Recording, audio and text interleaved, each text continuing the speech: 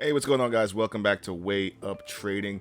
Now, today I want to go over the play of the day. Wind up bringing in over 800% return on investment. We're talking about none other than Rivian, Rivn. Awesome day trading in the markets. We actually called this one out a couple days back, but the move finally flourished today, getting us some huge gains, some huge returns on the move. I'm going to break down the trade step by step, show how we actually analyze this in order to start to get into our positions, and how we actually played the move, taking risk off the table and playing the upside to a T. All of that and more right after this. I may just quit my job at the power plant and become a full-time stock market guy. All right, now I have the one-day chart here on Rivian, RIVN is the ticker symbol.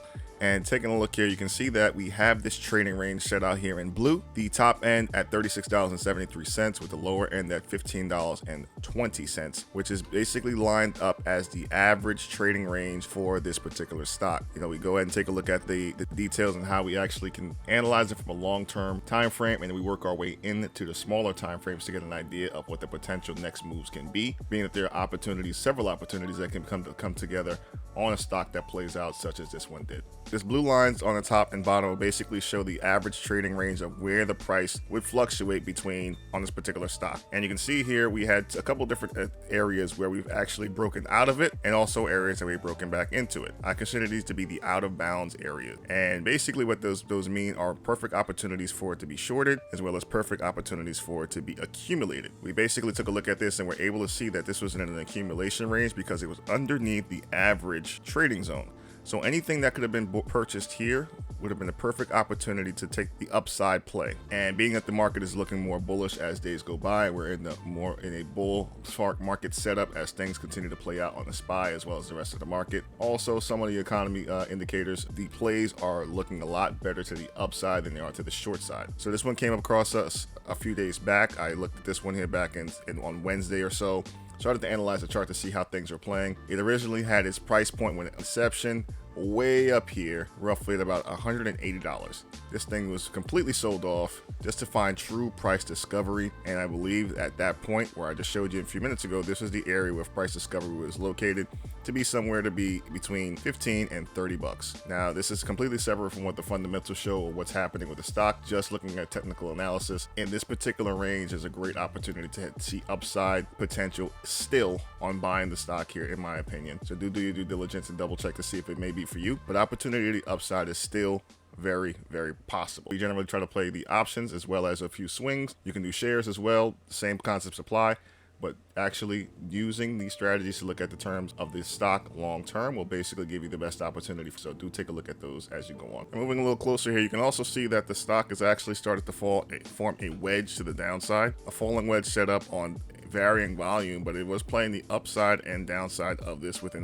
on the daily chart period, also with a midline that has been respected ever since the fall into this particular location since the beginning of April of 2022, and has kind of played up and down, waving this area until just recently when things started to break up to the upside. From a Wyckoff perspective, you can look at this for a few different ways. This area would be considered the preliminary supply, where things basically are sold off, obviously from way up higher, but this continued to move off until it reached its climax, which would be considered the sell climax here, and you get an automatic rally which brings the price back up to a high, or a recent high just above this average trading range we talked about a few minutes ago, until it's then sold off again into a spring region, which is basically what we've seen now. So there was a selling climax, an automatic reaction, another sell test, and then a spring situation which brought us all the way down to about $11.43 on the stock. This area would be considered spring. We were then able to break back above here into the midline, get rejected by the trading range, and then retest it. So we're going to consider this to be a spring test. This test then showed us that we were testing this area here where we were not able to break back and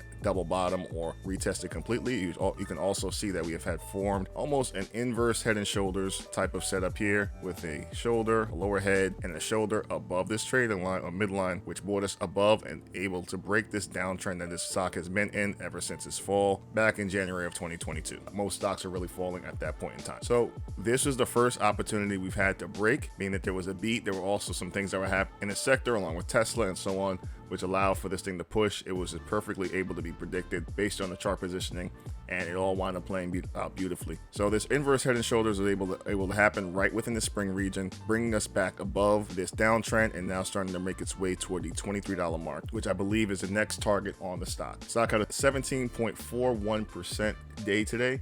We're going to look at exactly how we were able to go in and capture that particular move, and a little bit more closely taking a look at some of the EMAs as well as some of the indicators that gave us a little bit more insight on how to take the trade and when. All right, now we're zoomed in a little bit closer here. This is the 1 hour time frame on the stock. You can take a look and you can see that we have this smooth moving average line, which is the gray line here that you see running across.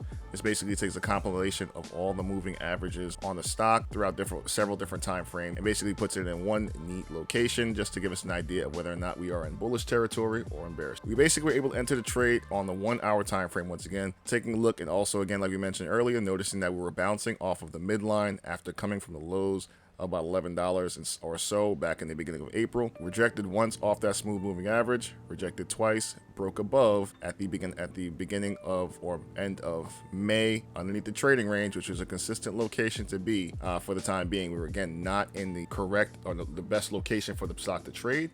So things continued to stay under that mark until they were ready to break out. What we waited for was for confirmation on a couple different things before taking trade. And you can see here the blue line as well as the pink line. Those are our areas of the 200 moving average and the 50 moving average, also known as the golden cross. And this is something very important to add.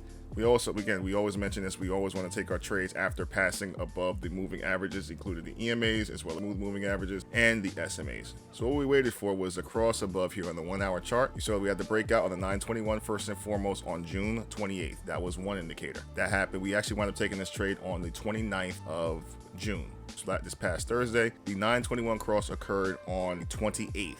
In the morning. It got a big move up and it was rejected right by the smooth moving average. I'm moving a little closer. Came back down. It was riding on top of the 200 moving average on the 1 hour time frame. Good indication. So we continued to wait for it. Waited for it, so we broke above the smooth moving average once again, above the 9 EMA, and waited for the retest. Once this retest came through, it was a good location to say, okay, this is for real. This is going to continue to run. It wasn't until we had full-fledged confirmation above 1523. This is when we entered the move. I could have caught it here. We could have caught it here. However, we wanted to be 100% sure before alerting to the rest of the group that I was going to be taking the trade, and then we basically waited for the trading range to be broken back into to confirm that we were now going to start moving, because we are now going into coming out of the spring phase and heading up into the last point of support phase, which I believe is much higher than where we are located now. Going from the spring phase into a last point of support phase, where I believe was roughly around $16.50, which I also have marked here at this purple line as well, which coincides with that downtrend, the red line downtrend that I showed you earlier for the falling wedge the stock has been in for quite a period of time. So roughly, again, we entered roughly around the $15.20 mark or so, and just held on, got 1 week out. We didn't want to get them too close because the stock came slower than expected. However, we purchased these back on the 29th and rode them all the way out until the 7th of July. And it just so happened that things continued to play to the upside. Couldn't be more excited about it just based upon location. We did trim contracts all the way up throughout this move. But by the time we entered in, we actually, on the following day to come, we were already up on our contracts roughly about 130% prior to the big move we got today. And this is basically confirmed at that last point of support area, I believe, which is over here at $16.50, right up against the downtrend. So moving here a little bit closer, this is the 15-minute time frame. 15-minute time frame also showed that as of today, on the 30th, we continued to play the upside, and we're holding the 9 EMA the entire time. There was really nothing letting us know that this play was over. So we held on to the calls, make sure they continued to run out. We already took most of our profits on the way throughout this entire move. So at this point, everything was pretty much extra sauce. And lo and behold, we got the details that came in. This thing shot up roughly 10% in the morning pre-market. The rest was history. 600% trims, 800% trims, and so on. It was a beautiful day, and all by following some of the rules about how momentum trading operates. The situation never changes. We watch volume, we watch the crosses, we watch our levels, which again we saw in advance, and we understand the ideas for simple Wyckoff accumulation schematics, redistribution, as well as reaccumulation schematic, which continuously play themselves on the chart, and I don't think this move is finished. I mentioned before that this can continue. On the sell-off, the volume was basically pretty low because of the day being a very short trading day, but I do see continuation to the upside. My targets for the next move are going to be somewhere around the $23 mark. 23.38 may take a little while to get there. We may get a little smaller reaccumulation, but I don't think this move is over on Rivian. Congratulations if you were able to catch the bottom or have been playing the long side, buying shares, because I think you caught this move at the proper time to get real, true value out of what Rivian is going to do for the upside duration up until we hit some of the higher trading ranges in just a little while. So congratulations if you caught the move. These types of moves are usually played out considerably in our way up trading group. We do try to alert these things and go over different scenarios to make sure that we get the best opportunities out there so the team can win. Everyone wins. We all go about our day happier with a little extra cash in our pockets. So I ask you to do just 3 things. Hit the like button if you like content like this.